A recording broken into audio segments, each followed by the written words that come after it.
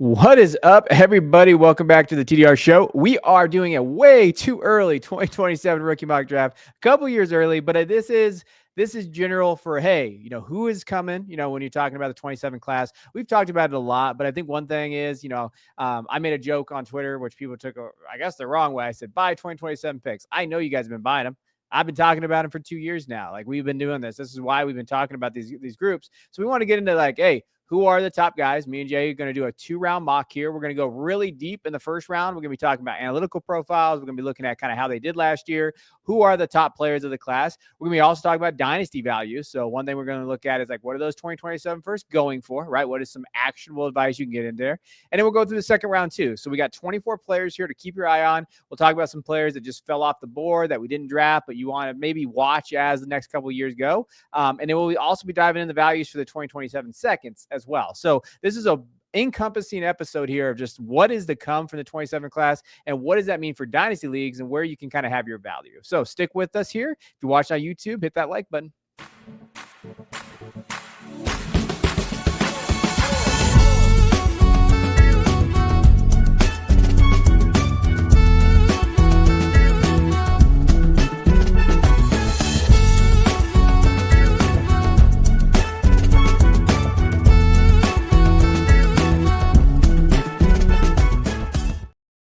All right, this is a 12-team Superflex tight end premium league here. And Jay actually shocked me going off the board a little bit. I don't know if it shocks me, but I am shocked he took the wide receiver. I know Jeremiah Smith's amazing, and at the 101, he takes him here. But with Arch in this class, because we did have Arch in this class, I thought maybe I could get Jeremiah too, but no chance, huh? You stuck with Jeremiah at 101?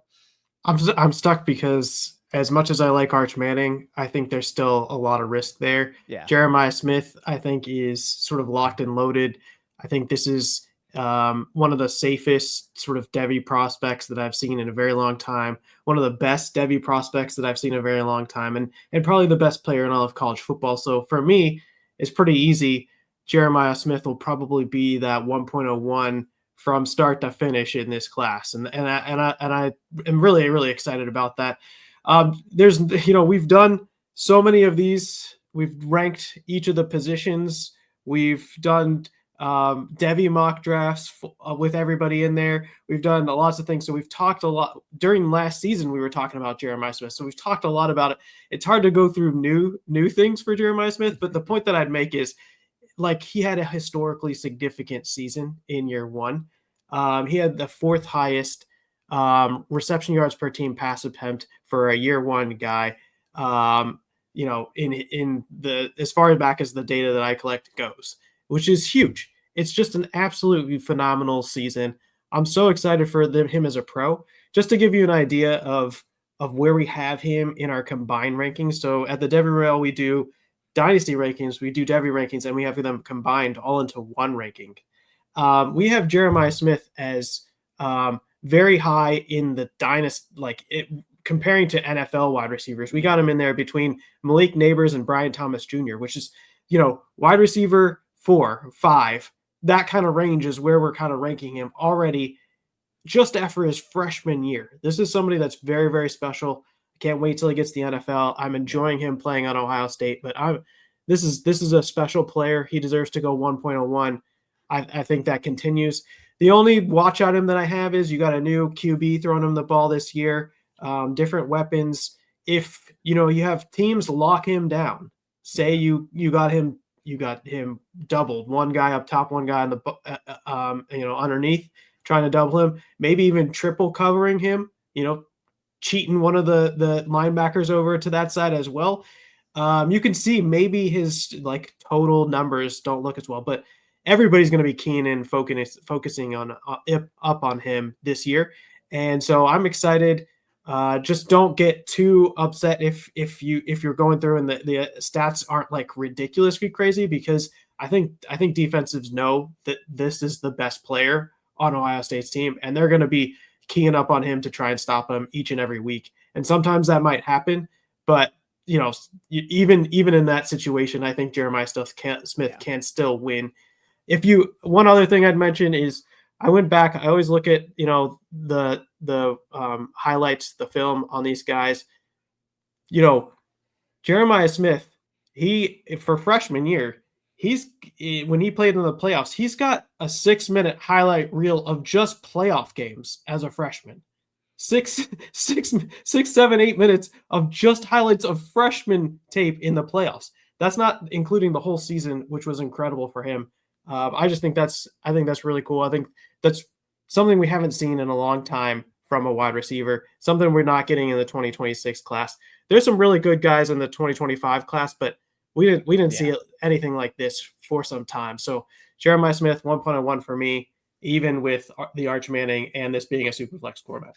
Yeah, he's the one overall in terms of like this class, 26 class, 27, 28 class. Like he is there. I was a little tongue in cheek with you there. I probably would have taken Jeremiah as well when you're thinking of what he is as a prospect, right? 1,300 yards last year, 15 touchdowns. For those that maybe don't know the numbers all well, I know not everybody watched college football. Average 17.3 yards per catch. I mean, 3.15 yards per out run. When you're looking at what he was, it was historical, right? And we have seen this before. We've seen guys have great freshman years, so there is something to that. But when you think of size, 6'3", 215, like he's got it all. He's the total package as long as he stays healthy. To me, he's in that range in terms of like being that 101 locked in, and he's special, right? And he's the guy that you want to get as many 27 first for, so you have as many dart throws. Like that is what you want. The dart throws are there. You want them there. Now, the one guy that could possibly usurp him, maybe take his spot at 101, depending on how he performs maybe the next 2 years or what that looks like, or if he doesn't come out, right? We'll talk about that. Is Arch Manning. So I took Arch at 102. We think he's coming out in 2027. That might change, but for right now, that's just what we're going to do as a brand. When you're thinking of him, 6'4", not 6'1", that's a mistake there, but 221, when you think of him at Texas, he's going to be their starter this year. When you think of like, obviously production wise, not necessarily there yet, right? So when we're thinking of like what he did the last 2 years, only played in 7 games last year, 939 yards, 9 touchdowns, 2 interceptions, but he's a Manning. And that is really what you need to know. Like, he is a Manning. He is on Texas. He's got his best play caller ever in the history of play calling in college football. In my opinion, I think Sark is that. I think Sarkisian just is an amazing, amazing play caller. He's got Ryan Wingo, DeAndre Moore. He's got a ton of talent there. Jack injuries now. Like, his running back room, Wisner, is absolutely phenomenal. If Baxter comes back healthy, you're thinking of just a stud team here. This could be the best offense in college football. Well, who leads it? Arch Manning. So if he does well this year, and let's say he does not come out, but he comes out in 2027, regardless of Texas' success, right? Let's say they do. I think they should be on the short list for national title contenders next year. I think they probably should be maybe 1 or 2. If he does return in Superflex, I could see him being that guy, right? I really could see him kind of going there and doing that. What's your opinion of Arch with where he's at as a prospect right now?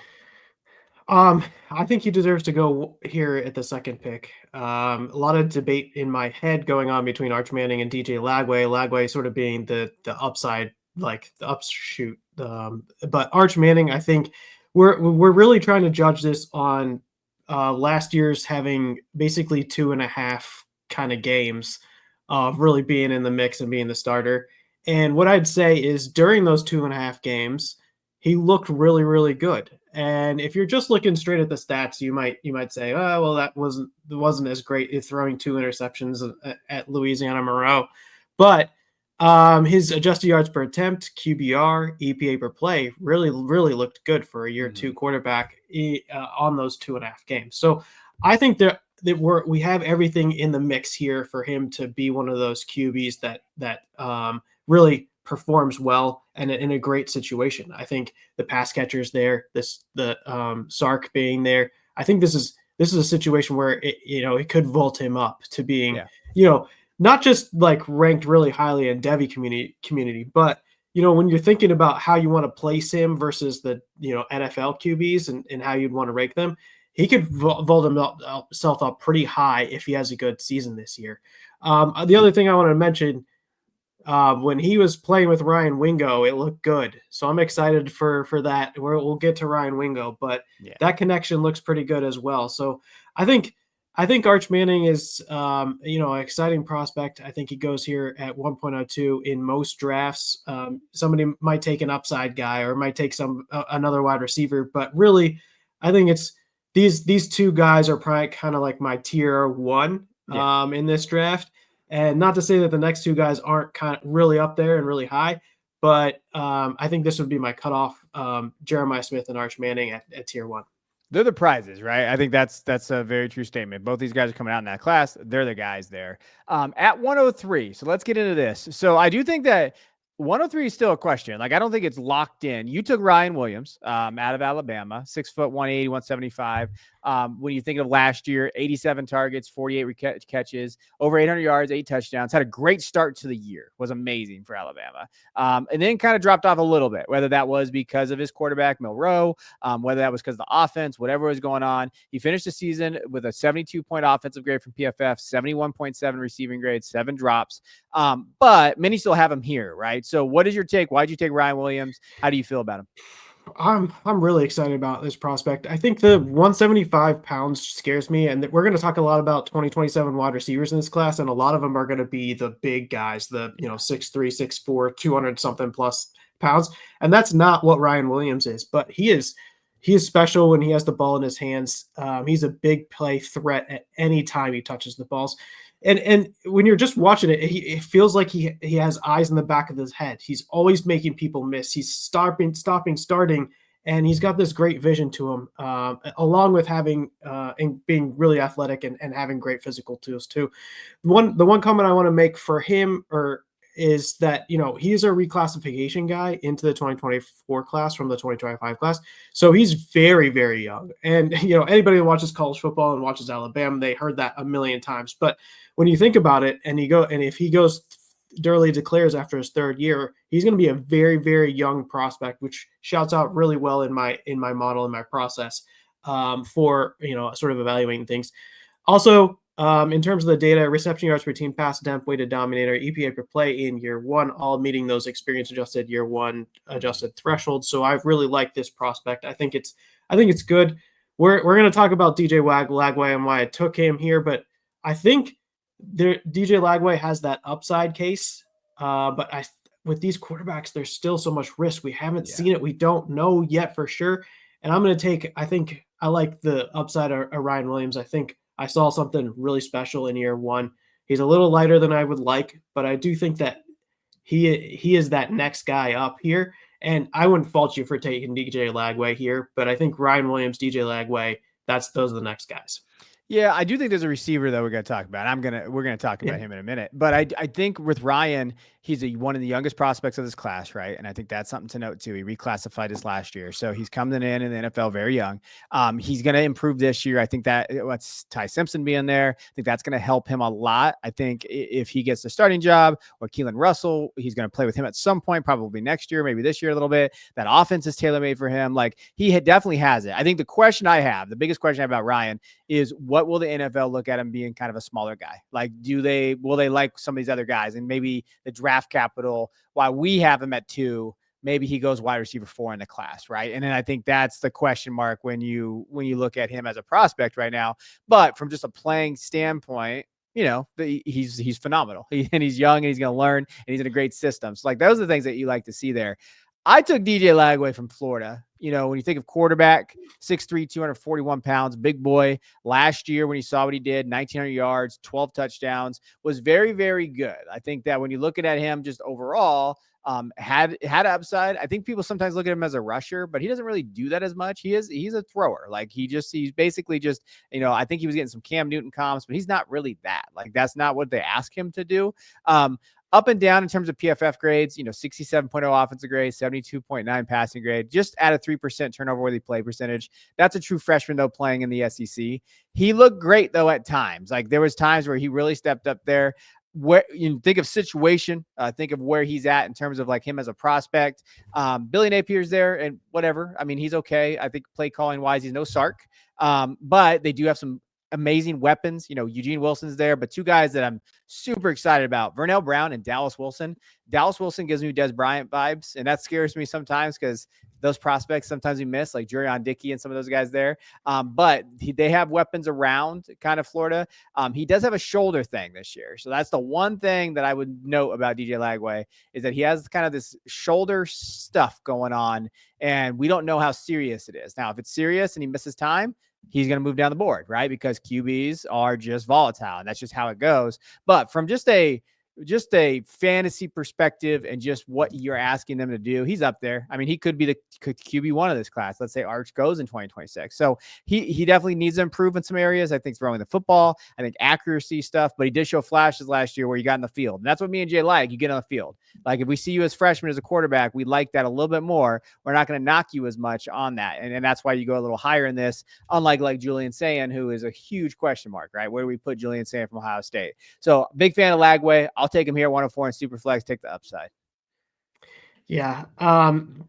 This is one of those things where you get a tremendous amount of upside here if he hits, because this is a guy that has tremendous physical tools and could, be lead or be a top of the position. So somebody that if he comes out early declares, has a great season. I mean, he could certainly be the first overall pick in this class, even above Jeremiah Smith if he really does take off. But also, where are you going to rank him in your NFL rankings? Because I think this guy could really, really shoot up because he really does have a lot of those physical tools that you look for. The one thing that stood out to me in his numbers is that big time throw percentage of 8.8% last year. So, putting a little context behind it, 125 dropbacks, Lagway was first in Power 5 for that big time throw percentage. That's something you love to see. That's something that the guy is making NFL level throws to the extent that you believe on the big time throw percentage at PFF, but making big time throws at one of the highest percentages in all of college football for all the quarterbacks. That's tons of upside. So if he hits, this could be a big hit. And so I would say that yes, a little bit of uncertainty, but I really do like sort of if you are in this 1.04 spot and you're trying to decide this is a big upside guy, I think the next guy we're going to talk about could be here, and you mentioned him as well. Could be here as well, but I do like taking the upside of DJ Lagway. If you go out and you see the Devy mock drafts, it's usually these four, and if sometimes you get these top four that we've just hit on, even though that these, if you include all of the 2026 guys, it's still these top four 2027 guys that are at the top of these lists. But sometimes you see DJ Lagway go a little bit higher, and it depends on if you have somebody in that draft that's willing to sort of take the risk and bet on the upside of DJ Lagway. Sometimes you'll see him go at 3 or maybe even 2, but he's the guy that has that most variability to his name. And so sometimes you see him at 4, sometimes you see him at 5, but I like the upside bet here. The upside's there. I almost took this next guy that you took because I'm usually not a quarterback guy. I just feel like with Lagway and Arch sitting there, I think you just take the upside in this and just knowing the risk and knowing the involved. But again, this is a mock. I just want to, this is generally what ADP looks like. But ADP is overrated in these formats because people just take the guys that they like and they kind of have like, it's basically just take lock for some of these guys. But I will say this next kid, Cam Coleman from Auburn, has a chance to be wide receiver 2 in the NFL's eyes, in my opinion. And I think when you're looking at him, 6'3", 195, last year did see 54 targets, over 30 catches, almost 600 yards and 8 touchdowns on a team that had terrible quarterback play. And this year they get Jackson Arnold, maybe Deuce Knight, depending on what's going on in that QB room. And, when you're thinking of him from PFF perspective, 69.3 receiving grade, offensive grade, 68.3, only 3 drops. But I'm a huge fan of Coleman. And I think that the NFL teams, like Jay was talking about, size might be that determining factor. If Cam Coleman has a good year this year, or a great year, 1,000-yard year, and then next year it does even better. He has a loaded room though, so I don't know where that production is going to come from, but they are going to throw the ball a lot. If he does have 2 really good years of production there, and because of his size and he tests well, I do think that him and Ryan, I think it's going to be close. I think that they can look at maybe these guys, just depends on what the team and what they want for their roster. So I like Cam Coleman at 105. I think it's a value, Jay. Yeah, I do.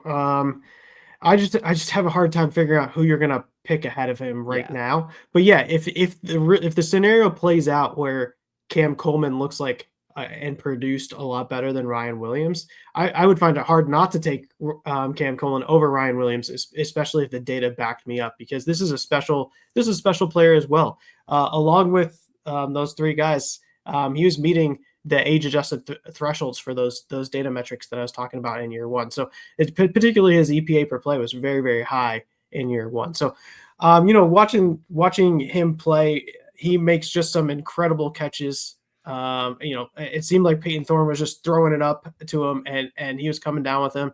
Either he was running wide open, Yeah. or just making incredible catches on the sidelines, or over DBs. He's just got that special it factor. Does Cam Coleman? So I think he's I don't know how you'd sort of rank these guys, but I would say Jeremiah Smith, maybe Ryan Williams, and Cam Coleman.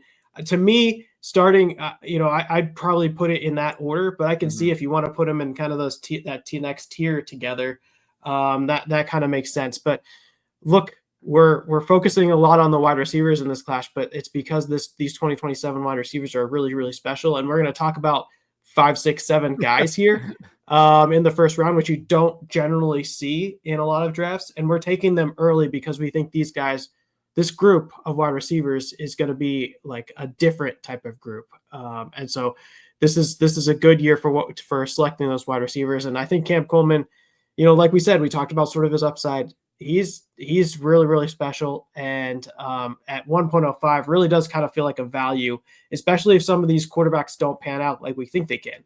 Yeah. So, for instance, if Lagway is that injury lingers throughout the year and he doesn't really put up a year, or Arch Manning doesn't really show out like we think he could, or he faces some struggles, Coleman's going to be that riser in this class, because these wide receivers they're really good. They kind of feel safe because they've performed all or a lot of them have performed really well from a numbers perspective, even in year one as true freshmen.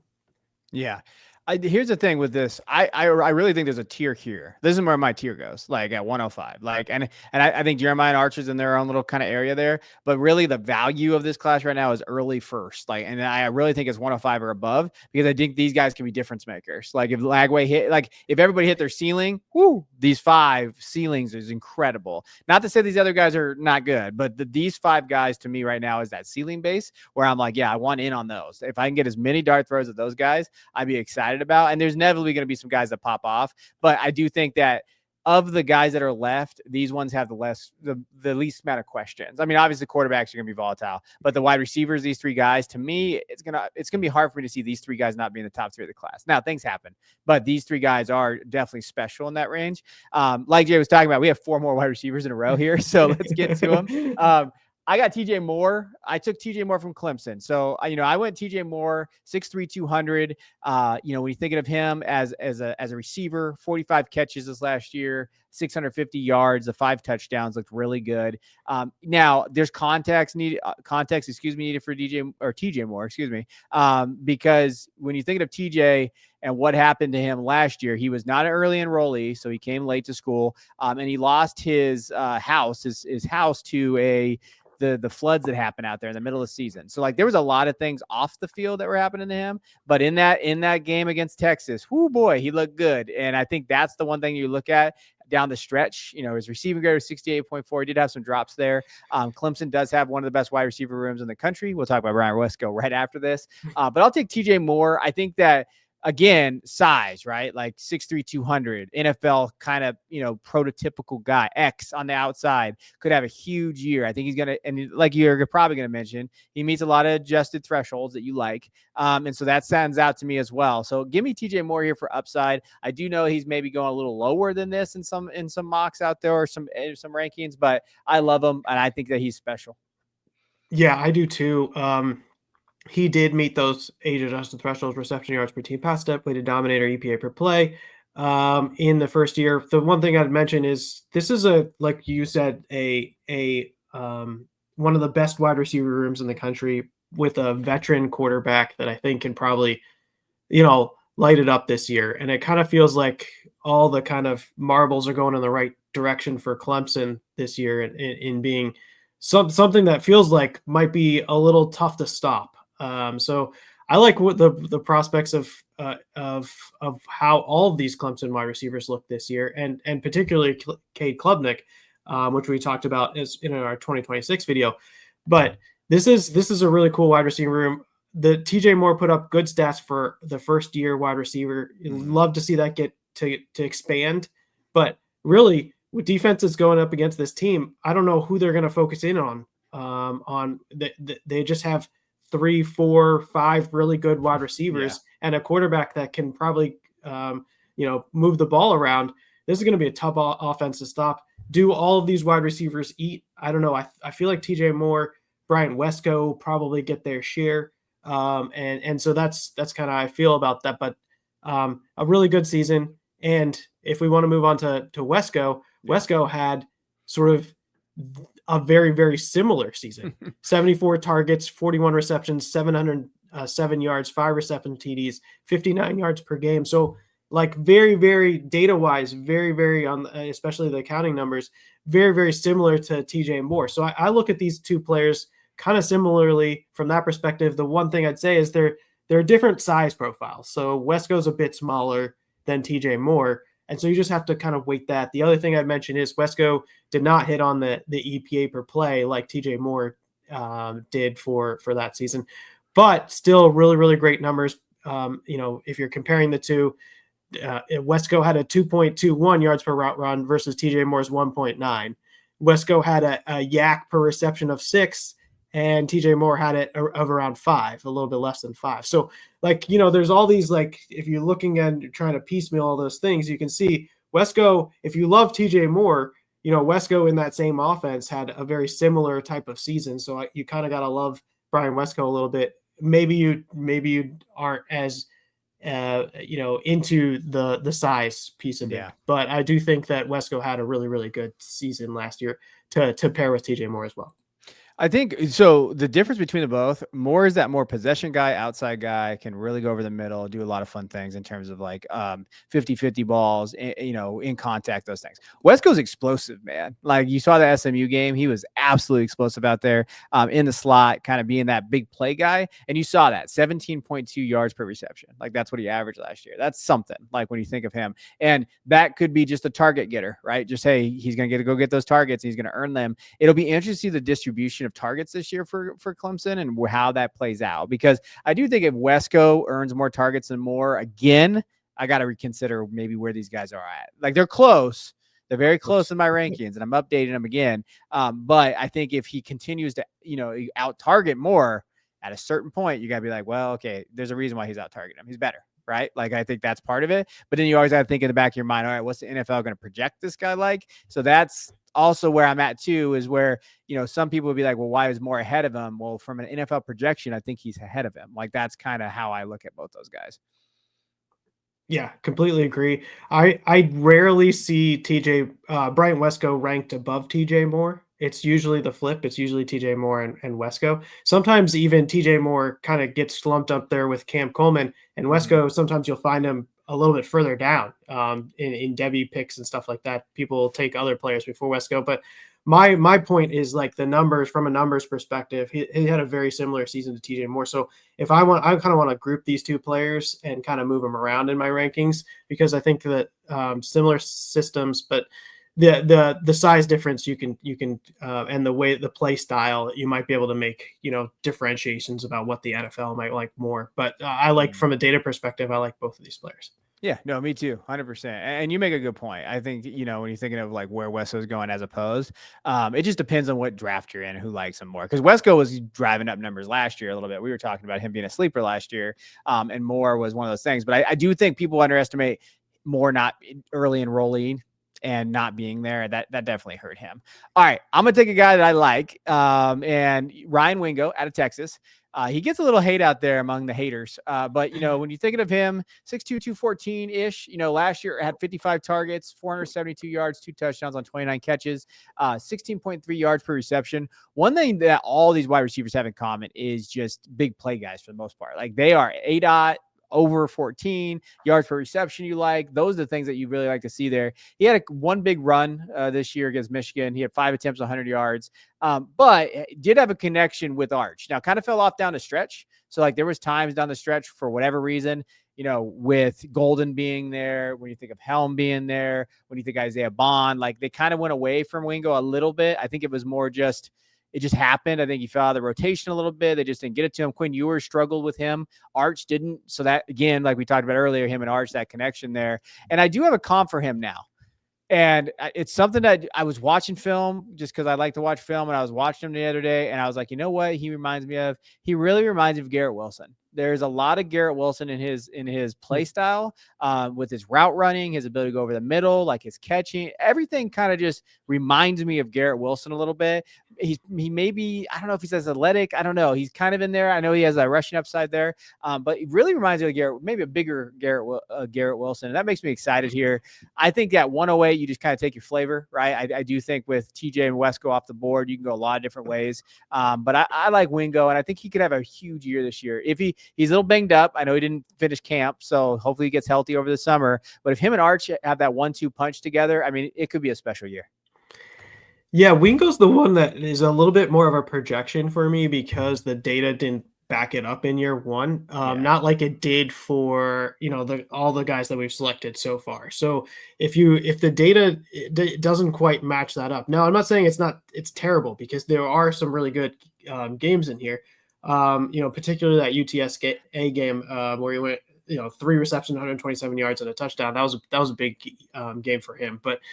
The point I'd make is this is more of the projection. This is a super athletic guy paired with a really high end QB in a good offense, and you saw all the flashes you needed to see to be really excited about this player. And not in the data world, not every prospect needs to hit it out of the park in year one. He can hit it in year two and still be just as high. And I think that if I'm putting odds on it. I like his odds of hitting it out of the park in year two, with Arch Manning be the full-time QB there. I think it's pretty good. I really want to see that breakout in year two. Not to take away from what he did in year one, because he did show those flashes. He is making people get excited about him, but it just didn't confirm on all those age-adjusted metrics, those like market share type of things that you'd want to see from that perspective. And hopefully this year in year two is the year where we see that take a jump. And I'll be super excited about him and talking about him with all these other guys because he still has that early breakout. It doesn't have to be year one. It can be year two as well. And I'm excited to see what he does this year.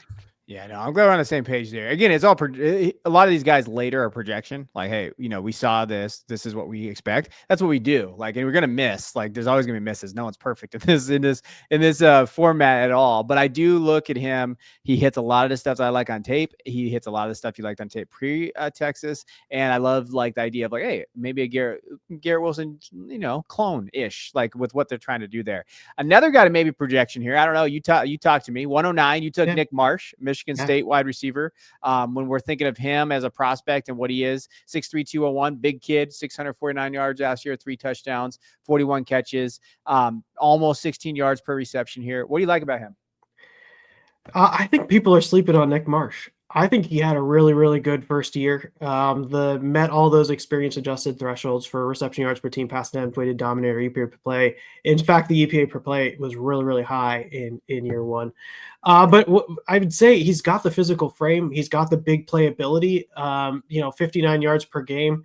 It looks really good. And what I'd say is, if you're taking it out of a vacuum and you're just looking at the data, you're not looking at who his QB is and where he's playing, you might look at him and think of him like these other 6 wide receivers that we've seen go ahead of him.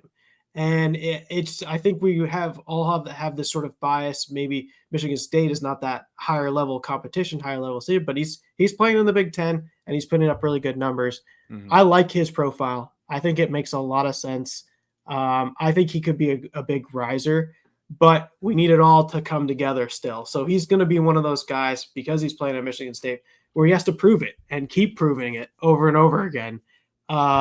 And he's not going to get some of the benefit of doubt. But what I would say is I think we're sleeping on him. I think he's going too low. In full out Devy drafts, you can get him in the second round. Sometimes he slips a little further and stuff like that. But I like him. I think he's a really good wide receiver prospect. What he showed for me in year one from a market share EPA perspective, it said everything I needed to see it. And if you're thinking about like Ryan Wingo versus Nick Marsh, the data tells me that this was a good year one, and Yeah. now we just need to get everybody kind of on board here. But and Ryan Wingo, it's not necessarily the data; it's more of the production and what you see that tells you that this guy is really good. So that's kind of how I'd view those two. But I do think we're too low on Nick Marsh. Nick Marsh should be thought of maybe not in that high tier, maybe not in the TJ Moore tier, but right there next to those guys, he should be next up and thought of in that same type of group. So I'm pretty high on Nick Marsh. I hope your two looks good too. He reminds me of Michael Pittman a little bit. He's got a little Michael Pittman in him, maybe a little bit smaller. I know Pittman's probably like 220, but I don't know what Pittman was at in college. Maybe like 210, 215. But I think that like he could be that, right? When you think of the wide receivers. What's scary is Nick Marsh might be a top 3 guy in any other class. Like that's just how good the wide receiver class is, because Nick Marsh can do that. I did make a joke though on our Discord. I said Nick Marsh can look great in Alabama next year. Like, because I kind of want him to transfer. Like, you stay at Michigan State. I don't know what Aiden Childs is going to be. I know you like him, but like, what is that offense going to look like? Offensive line is bad again. At Michigan State again, they could have the worst offensive line in the Big Ten, or at least bottom half or bottom third of there. So I think that's a question mark out there for them. So if Marsh struggles with that, like if that offense struggles and he doesn't produce again, they get a little bit more nervous, right? So like maybe he finds a way somewhere else. I think he could probably go somewhere else. I know he got offered. I think Michigan offered him. I think Michigan. There was a rumor Michigan offered him a bunch of NIL money and he turned it down. Ooh. Yeah, to play with Bryce. And so I mean, they could probably use him there. I think. Oh, too. we could. Yes, sir. So that's just how that works there. All right, first running back. I got one for you. Okay. We got 7 wide receivers that went so far. Yeah. The order was Jeremiah Smith, Ryan Williams, Cam Coleman, TJ Moore, Bryant Westco, Ryan Wingo, Nick Marsh. That's the order we picked them in. Would you change up the order if you were ordering them? No. No. Like that order? What about Ryan Wingo? Ryan's close. I think I have Ryan. I think I might have. No, I don't think I have Ryan ahead of those 2 other guys. I think I still have Ryan below, or I think I might have Ryan ahead of Bryant. I just did my rankings this morning. But it's close between those 2, but I would not change the top 4. Okay. No, cool. I wouldn't. All right, let's get into 110. I took the first running back, and this was very tough because I was between 2 guys, but I got them both, so it's okay. But at 110, I just took Nate Frazier out of Georgia. This is a total projection, 5'10", 210, 600 yards, 8 rushing touchdowns last year. Couldn't stop freaking fumbling the football, and that's a problem, and that's something that he's got to work on because Kirby Smart's not going to put him out there. 84.2 run grade, missed tackles 4, sitting there at 21. He looked okay. I think that the 27 class for running backs is a giant question mark still, especially with some 26 guys probably going to go back to school, so that'll change some things here. But when you think of just Nate Frazier as a whole, I think it could be running back 1 of the class, but I also think that a couple of guys behind him can jump him because I don't think it's set in stone yet. But, Georgia running backs, they have a hit or miss in terms of NFL prospects too. But I like him. I think he fits a good profile. He's got the weight I like. Thinking he gets to 220. You'd like that too. So I'll take him at the back end of the first year, being the first running back off the board. Yeah, he's exciting. The numbers don't quite show up quite yet, but what I would say is I think he was starting to take away some share in that offense. So you had Trevor Etienne transferred into that backfield. And it felt like Nate Frazier was taking share away from the big guys in the room. So I'm excited where he could go. We would just need the data to kind of back some of this stuff up, but it wasn't like a total 0. So 133 attempts, 668 rush yards, 8 rushing TDs, about 51 yards per game. That's pretty good for a first year in the Georgia backfield. So I'm excited to see where we go from here. All right, let's go to 111. Who are you rolling with? I'm going with Julian Sayin here. It was between this guy, Homer, Julian Sayin, and Caden Durham, and you could actually say Homer for the next 3 picks in a row. So, but here's what we're in the Superflex format. I do think you got to put emphasis a little bit on the QBs at some point. You got to start taking some value. You have Will Howard, sort of thrive in this OSU offense and thrive with these pass catchers in this system. Julian Sayin's a little bit of a different profile than Will Howard, but I'm excited about what Julian Sayin could be. I do think that we had the spring game He's in a QB position battle with Keenholz, Mhm. Lincoln Keenholz.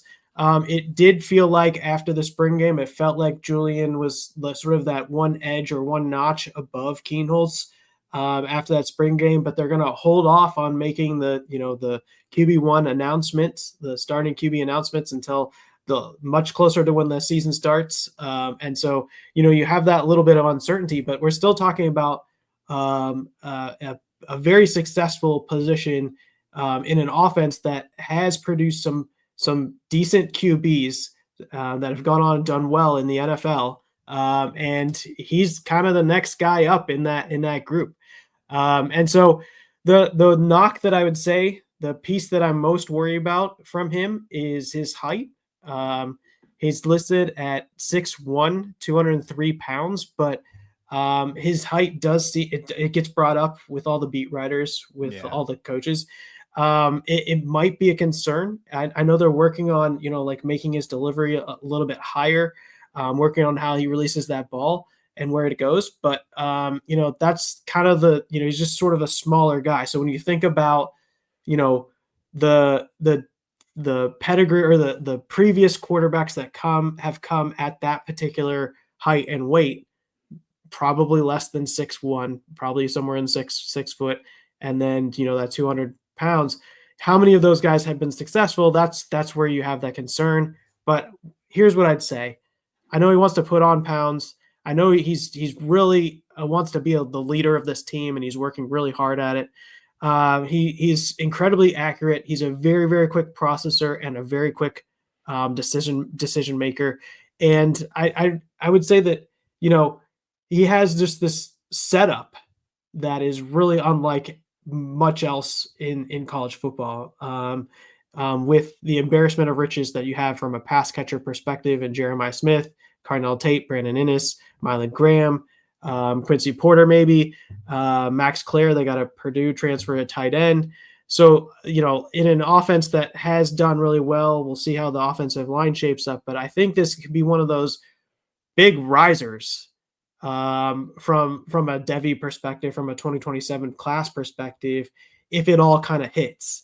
And he's not going to be like we've seen the bigger quarterbacks at Ohio State, the 6'3" guys, the 220-pound guys, the guys that they call option runs for, those types of things. Yeah. He's not that guy. He's the guy that's the quick processor, the quick decision maker. He's incredibly accurate. He's that guy. And so that's what you're excited about. Now, just let's tailor that offense around him and let's see what he can do. Big riser, got to take an upside shot here at the back of the first. Could be somebody that rises quite a bit if it works out, but there's a lot of risk here. If it doesn't work out, you're looking at Devin Brown situation or something else where he's kind of transfers. They find somebody else to play quarterback, and the range of outcomes is quite high on this one. But I'm shooting for the upside here and taking Julian Saint. I think Kyle McCord would be a better Kyle McCord, sure, because I do think he's better than Devin Brown. I think Devin's struggling to start at Cal right now. I think that McCord though is like smaller guy, can throw a lot, like he can do kind of the things that you like. Saint can do that as a quarterback, but yeah, I mean this is a good pick. If he hits, he's a top 5 guy. Like it is what it is. Like you're just looking for that upside there. I took the last running back of the first round. I took Caden Durham, LSU running back. Big fan of him, 5'9", 5'10", 210, depending on where you look. 752 yards rushing last year, 6 touchdowns. Also had 261 yards receiving and 2 touchdowns. Absolutely explosive, 76.8 run grade. When you're thinking of him as a prospect, I think some people think of him as small, but he's compact and he's got muscle and he hits that frame that you really like. I'm pretty, high on him in terms of a prospect. I like him in terms of what he can be. He does have Harlan Berry there. I don't know if Caleb Jackson's going to be a thing, but Harlan Berry probably will be a thing in terms of the true freshman coming in. So we'll see how that market share works out, the volume there. But Caden Durham's a very, very solid running back at the back end, and getting a talent like this at 112 with PPR upside, I'll take the shot here. Yeah, I love Caleb Durham. He's one of those surprises, I think, in this season, but in a backfield that had some decent guys, he really took over, and I'm excited about him and what he does. 63 yards per game is nothing to slouch out for a year two guy. He's smaller, he's compact, he's got a track background. I like what he did, and some of the PFF numbers aren't like exactly elite, but I think they're adequate for first year, and it definitely not like didn't do anything. He definitely shot up and did really, really well. So I think he's an RB2 in this. I think you could make a case for him as the RB1 of this class over Nate Frazier, because he showed some of that in those numbers this year in year one. So whether you have him or Nate Frazier as 1 or 2, the thing that I'd say is, like, we're just not sure about these running backs. So we just haven't seen quite enough for them to move above any of these wide receivers. And we're very confident, or pretty confident, in the wide receivers. So it's hard to take any of these running backs over the wide receivers. But I think Caden Durham, could be in contention for that RB1 given the year they had for his first year. Yeah, so let's recap. First round, here's what we got. We had Jeremiah Smith at 101. 102 is Arch Manning. 103 is Ryan Williams. 104 is DJ Lagway. 105, Cam Coleman. 106 is TJ Moore. 107, Bryant Wesco. 108, Ryan Wingo. 109, Nick Marsh. 110, Nate Frazier. 111, Julian Sayin. And 112, Caden Durham. So how many wide receivers? 1, 2, 3, 4, 5, 6, 7, 8, right? 8 wide receivers. Seven wide receivers there in the first round. I mean, that is phenomenal in terms of like that class, just to show you there. I am going to run through values real quick, and then we'll go into the second round so you guys can hear those.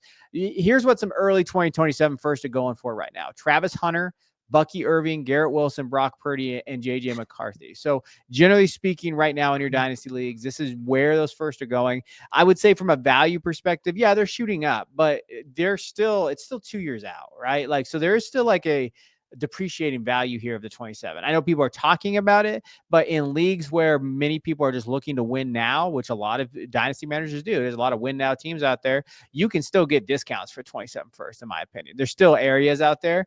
When you're looking at mid 2027 first, Caleb Johnson is going in that range, Kenneth Walker, Jamison Williams, Jordan Addison, Bryce Young. These are some, like, hey, some teams think that they're going to contend that year, so they think they're a middle to late, but you never know. 2 years is a long time. They get some injuries. They have some issues there. This is the area to target. Target those teams that you're looking at, and go to Dynasty Daddy or wherever you want to go and go look and see, okay, where's that value? Where are those teams that are like, they think they're contenders, but they're frauds, right? It's even labeled frauds on the website. It makes me laugh every time I see it. And so if that's the case, if they're just an injury away from losing that value, you could probably, imagine trading Bryce Young for Jeremiah Smith, right? Imagine if that happens in your league. That's a possibility here. And in some late 2027 first, you're looking at Olave, George Pickens, George Kittle, DJ Moore, Jared Goff, guys like that in that range. But I would just say be as active and fluid as possible in these deals. And even if you're a contender, you could ship off some of these guys to get a first back, because you can get, like, the way I look at it is you're going to get some other prospects later as these guys go up. If people like us keep talking about the 27 class, that value is just going to go up. And so you can make some moves mid-season to grab some guys too. I think adding 27 first does not have to be a strategy for just guys that are rebuilding or retooling. It's a contender strategy too, in my opinion. Any thoughts there before we go on a second round? Yeah, I mean, it's hard 2 years out to be very, very confident on whether it's going to be early, mid, or late. And that's why, Kevin mentioned going to Dynasty Daddy or somewhere else, and he might give you an idea of who's a pretender or not. But as many shots on goal to get in what we talked about, that sort of top 5 player tier.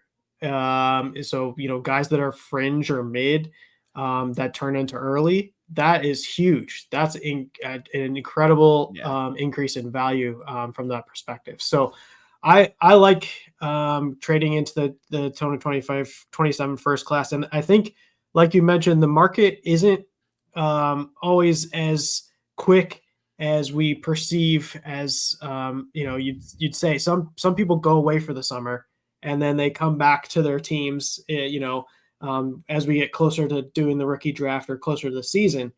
And they may just sort of picking that up as we go. So, like, maybe the 2027 first or mania that we're talking about is not in all leagues yet. And so there might be an opportunity to sort of take advantage of some of that as well, to trading into that 2027 first. anytime you can move off of the older players, those plus 30 type players, and get into the first round in 2027, I'm loving that from a dynasty perspective. And there's ways to do it where you're still contending and kind of retooling and restacking each and every year. Yeah, 100%. All right, let's get into the second round and we'll wrap this up. So I'm just going to run through the second round and we'll talk about some guys. But at 201, Ohio State running back James Peoples. 202, Auburn wide receiver Malcolm Simmons. 203, Mylan Graham, wide receiver out of Ohio State. 204, Isaac Brown, running back out of Louisville. 205, Dylan Raiola, quarterback out of Nebraska. 206, Damon Williams, QB out of Washington. Jaden Bach, I don't know how to say his last name. 207, that's running back, Florida Gators. Jordan Lyle, running back out of Miami at 208. 209, Jordan Marshall, running back out of Michigan. 210, Quentin Martin Jr., running back out of Penn State. Taylor Tatum, running back out of Oklahoma. And in 212, I had to keep him in there. Micah Hudson, wide receiver out of Texas Tech. I can't give up on you. You're the only one that missed in the first round last year in terms of that. And I think that he could possibly have a bounce back there. A lot of running backs in this group because we don't know what to make of them, but we know they're talented, and we'll see how they kind of get moved up and down. You go wherever you want. You want to talk about a player or just general thoughts of the second round? Yeah, I think it's 2 wide receivers that go in the second round. We pushed them all up. We got 3. Oh, there's 3. Sorry, yeah, 3 wide receivers. Oh yeah, don't forget about Micah Hudson. He's still a wide receiver. Okay, all right, come on, don't be a hater.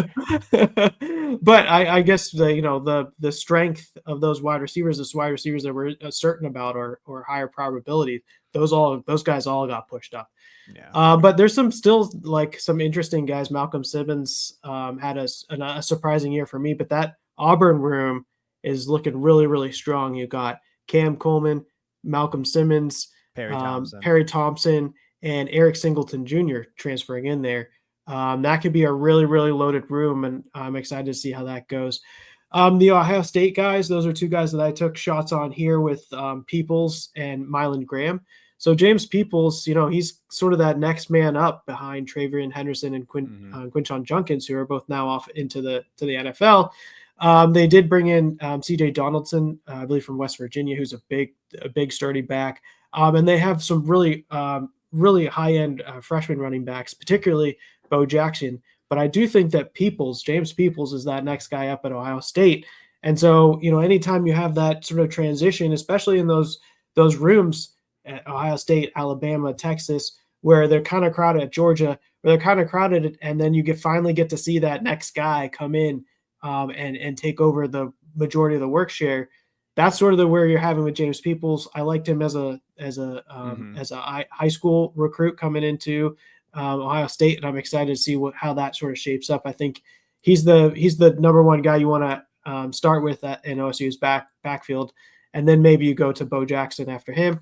Mylan Graham at Ohio State he had a phenomenal spring, culminating in a spring game with 4 receptions, 100 yards, and a big 51 barm from Kienholz in that game. But the beat writers, everybody was talking about Mylan Graham, so he is an exciting guy to watch. He might get some playing time this year, and when you think about sort of like the next greats, I think Mylan Graham could work his way into being one of those really good players at Ohio State.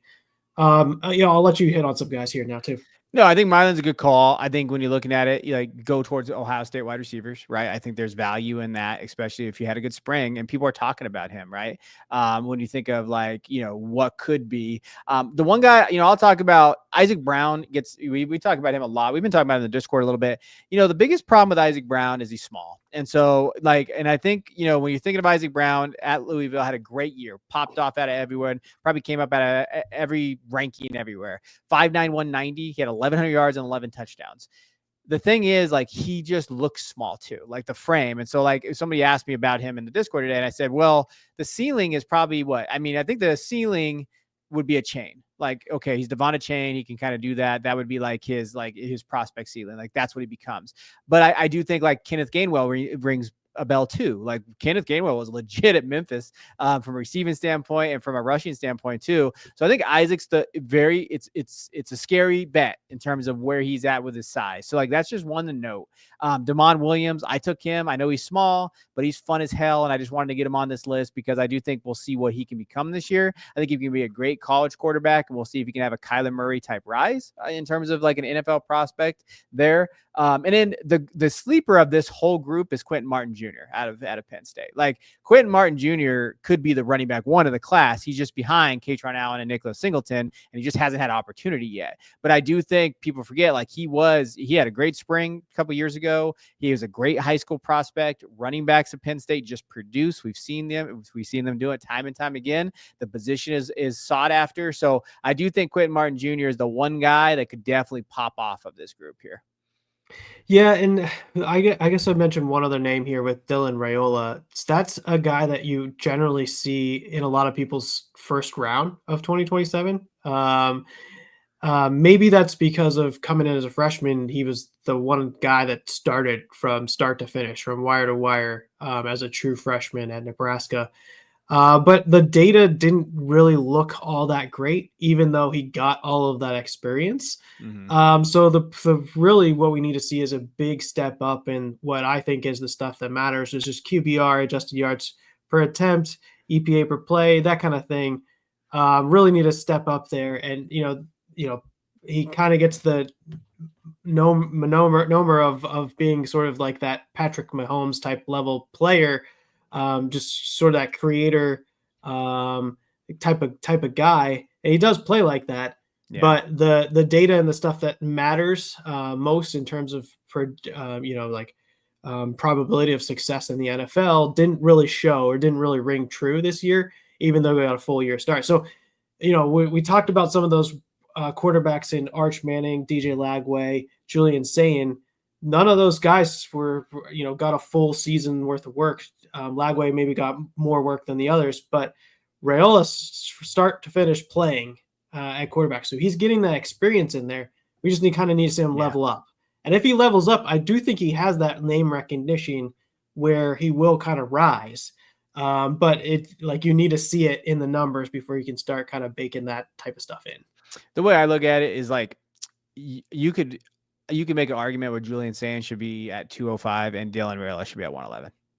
And I'd be okay with that just because he's been on the field. You can't penalize a guy. He was on the field, like what you saw on the field. Yeah. But we still haven't seen maybe what, Julian Sayin can be, right? We're talking about that anyway. So I do think that's I can see him flipped in there.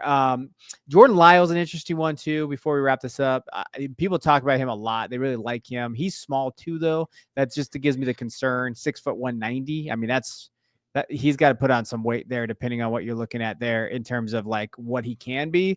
Jaden at Florida, he's a big one. So he's 6'1", 230. So he's a big boy there. He seems to be the running back one of Florida. So, in terms of value there, some guys that didn't get drafted that was still on the board.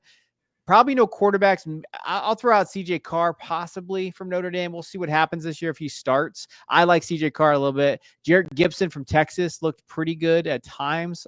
He's out there. Quan Lacey at Ole Miss, Kevin Riley and Kedron Young as well. Wide receiver wise, we talked about Perry Thompson a little bit. I still have hope for my boy JoJo Trader. I think that at Miami, he might be able to have a good season this year, and he'll pop back in here in the second round. Mike Matthews at Tennessee. No really tight ends, though.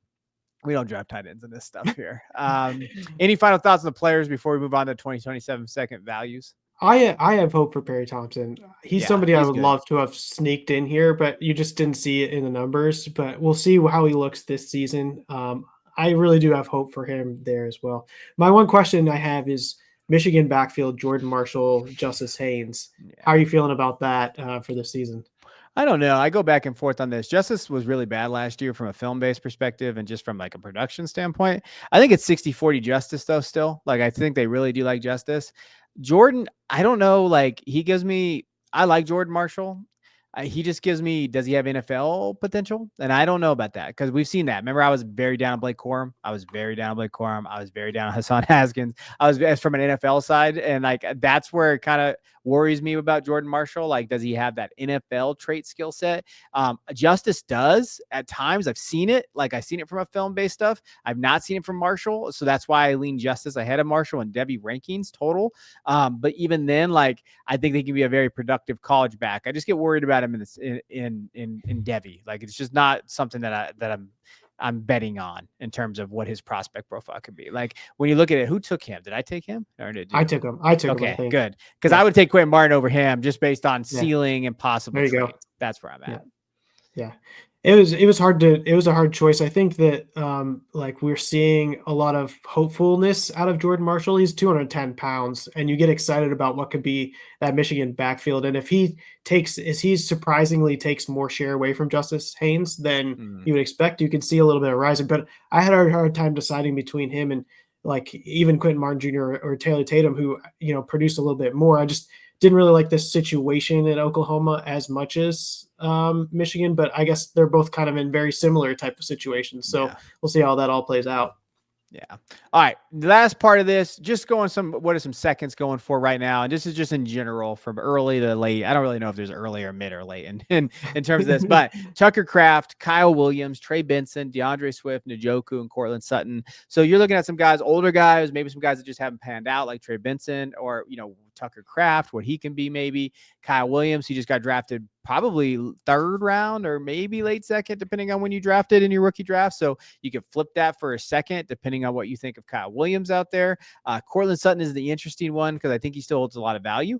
You might be able to wait and get a late first later for Cortland Sutton at some point there. But that is our mock. That's our 2-round mock here. As always, if you're on YouTube, why don't you dive in and tell us why we're wrong? You can put in the comments down there and say, who do we forget? Where are you at with some of those guys there? If you're on the podcast, we thank you guys for listening and kind of, sending us DMs. I get a lot of DMs or even our Discord. They hop in there. I will say jump in our Discord or jump in our Patreon. You can find the link below and you can kind of talk ball with us all day. You can ask questions of Jay Stein and his Bitchin' Stein index that he's got. He's got his own channel in our Discord talking to the data in there.